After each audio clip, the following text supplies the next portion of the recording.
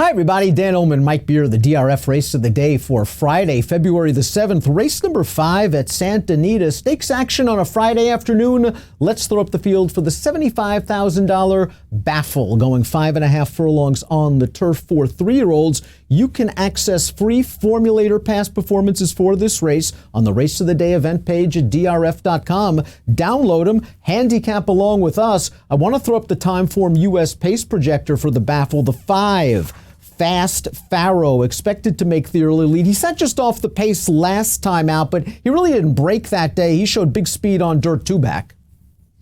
Yeah, he did show a lot of speed, really for the first time, two-back on the main track. I don't know if he's going to be able to back that last race up, Dan. He was super sharp in there, though. If he runs that race back, he's tough in here.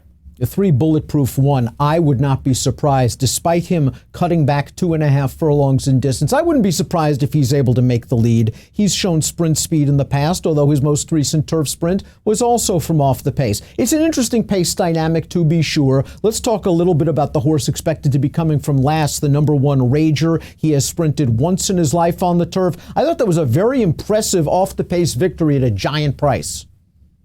Yeah, I thought he ran well in that race, too. I mean, in some ways, he took advantage because they were contesting the pace in front of him. It was a pretty good setup for him. But he raced very greenly around the turn in that race, almost like he wasn't going to run at all.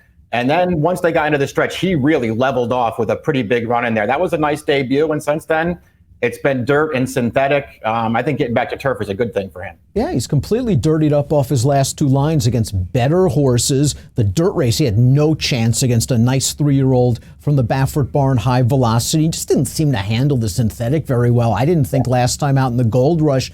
Facing some decent horses up at Golden Gate. The 4th place finisher coming back to win a 1X with a 76 buyer over the Tapeta surface. The number 2 is Rookie Mistake. Let's go back to Rookie Mistake's win 2 starts back against Calbreds. He dusted this field. He pressed the pace on the outside. He took over the lead, and really the outcome was never in doubt. A solid 75 buyer speed figure over course and distance. They tried to stretch him out on dirt. I'm not going to hold that race against him. This, I believe, is what he wants to do. I agree with that. This is an impressive win, Dan. I mean, there's just no 2 ways about it. He took a big step forward in here. He was one of those horses that I mentioned was contesting the pace in front of the 1 in his debut, and he just got tired in the stretch. But in that race that we just watched, he did not get tired. I don't know how good a field that was. Once he took that thing over, that race was never in doubt. There was nobody running behind him. And it was a lot of first-time starters in there, too. So I thought that race was hard to decipher, but I won't quibble with how he ran. He ran very well. The 3 is Bulletproof One, multiple stakes winner on the dirt, multiple stakes placed on the turf, including most recently when they tried to stretch her speed a mile. And yes, this is a filly taking on the boys. Let's watch her race in the Cal Cup Oaks. She's on the front, and she's just going to get tired at the end of this race. This was her first start in about 2.5 months, and you see her getting a little bit leg weary.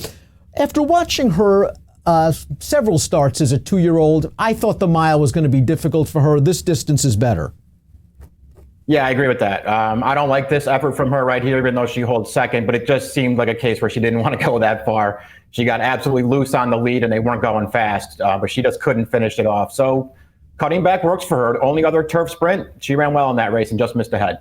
And that race was against the boys as well. The Speakeasy at Santa Anita going 5 panels. The 4 Billy Bat second at 55-1 last time out in the Grade 1 Breeders' Cup Juvenile Turf. Now that race has not exactly come back fast. We see him on the outside. He's 3 wide in the turquoise silks. He's about to move into a contending position, and he just gets pipped at the wire by Chad Brown-Structor.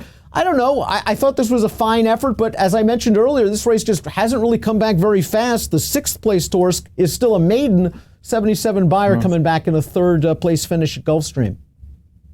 Yeah, listen, it looked like he was going to pull off a big upset there. He ran well in that race, and it's not like the race came out of nowhere. He had run well in his starts prior to that as well. The question is, do you want him sprinting in this race or not? Because turning back on turf is not an easy thing to do, and he's got to cut all the way back to 5.5. And he's going to have to do it off about a 3-month layoff. But he did seem to improve with the blinkers off for a very dangerous trainer.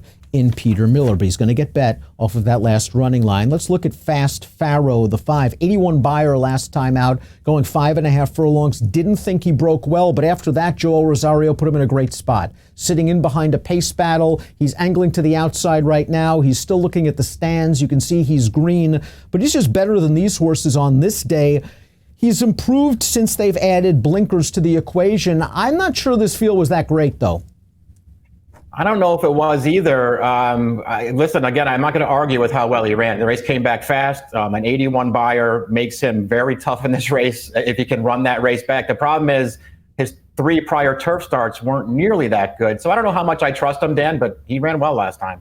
Turf debut for the 6, Big Returns. He's by Mr. Big, a stallion that's 2 for 15 with first-time turf runners, but the dam was unraced on the surface. She's foaled 1 prior turf runner that did not win. The second dam was a multiple stakes winning dirt horse. I just don't see the turf on the bottom of this pedigree. This horse has run well on dirt.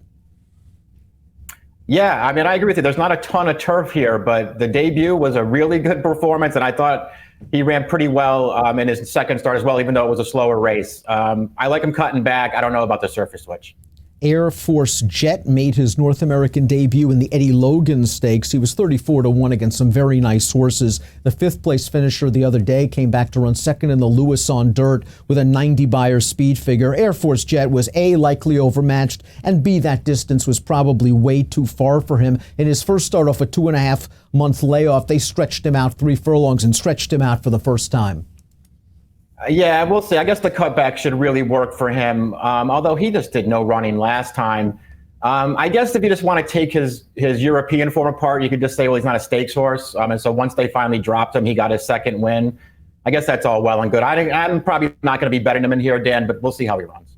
Let's take a look at our top selections for the $75,000 Baffle Stakes. Mike, you like Rager, 5-1 on the morning line. He might drift a little bit. He's a little bit dirtied up. Yeah, I just had some questions about the horses who were probably going to be favored in here, Dan. And I just really liked his debut first time out. I liked the way he leveled off on the stretch of that race. Rookie Mistake, 4-1 on the morning line's my pick. I like the tactical speed he showed against Calbreds in his turf sprint 2 starts back. Like the way he put that field away. He's obviously going to have to do it against better competition. But like Mike, I do have some concerns about the 2 favorites in this race. Billy Bats turning back in distance off a layoff. Bulletproof One turning back in distance as well. As Mike mentioned, turning back from a mile to 5.5 on turf is never easy. 1-4-3-2 for Mike, 2-5-4-1 for me. $75,000 Baffle. It's your DRF race of the day for Friday with an approximate post time, 2:59 Pacific. Good luck.